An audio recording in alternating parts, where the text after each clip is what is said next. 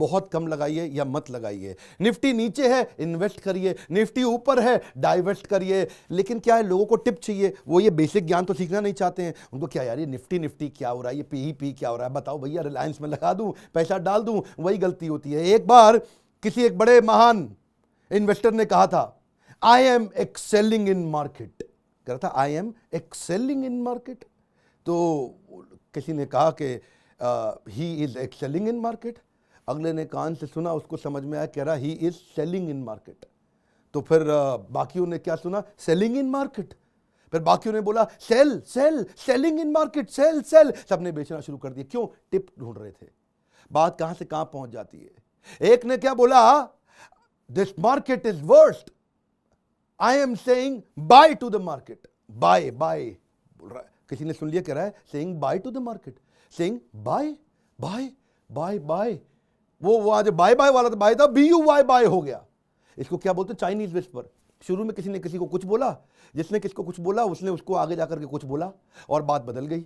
Tip tip, ये tip में सारी गड़बड़ है। देखिए मेरी बात सुनिए, बच्चे को भी समझ में आ जाएगा। ये वीडियो बहुत आसानी के साथ में, नॉलेज चाहिए, चाहे शेयर मार्केट हो या कोई भी मार्केट हो, धंधे के अंदर बेसिक नॉलेज चाहिए। लोगों को क्या चाहिए, आसान पैसा चाहिए। हर्षद मेहता का स्कैम भी ऐसे ही हुआ था। वो ACC का सीमेंट था, उस समय उसका भाव मार्केट में 200 रुपए था।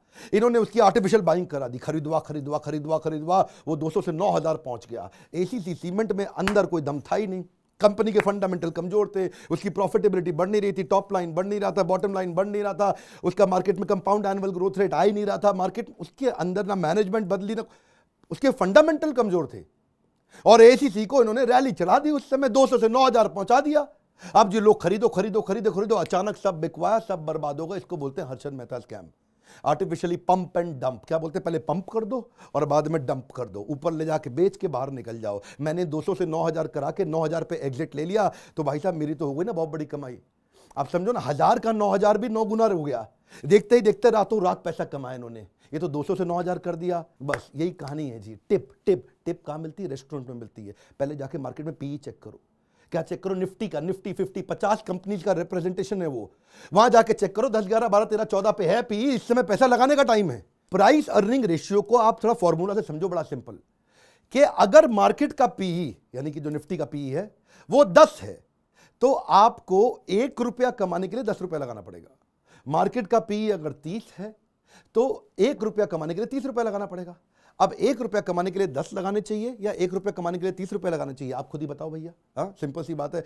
1 रुपया कमाना है तो 10 रुपया लगा के 1 रुपया कमाओगे, 30 रुपया लगा के 1 रुपया कमाओगे। अगर 10 रुपया लगा के 1 रुपया कमाया तो 10% की कमाई हो गई।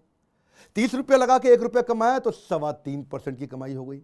तो इसलिए अगर निफ्टी 30 पे है और अगर आपको 3.25% का रिटर्न आना है तो अच्छा है FD में रखो अच्छा है डेट फंड में रखो, कैश पे बैठो। सुनो, कम ऑन क्या, कैश पे बैठो। इन बातों को याद रखिएगा। मैं कोई खाली हवाई मोटिवेशन स्पीकर नहीं हूं, बिजनेस के फंडामेंटल समझा रहा हूं, बात समझिए। मैं आपको पीछे के कुछ सिनेरियो देता हूं, जब मार्केट में बहुत घोर मंदी और मार्केट जब बहुत घोर तेजी आई थी, उन दिनों PE क्या था, वो डेटा आएगा ना तो और आपको समझ में आ जाएगा। 1999 में PE 12 चल रहा था और उस समय एक साल में 105% का रिटर्न आया था।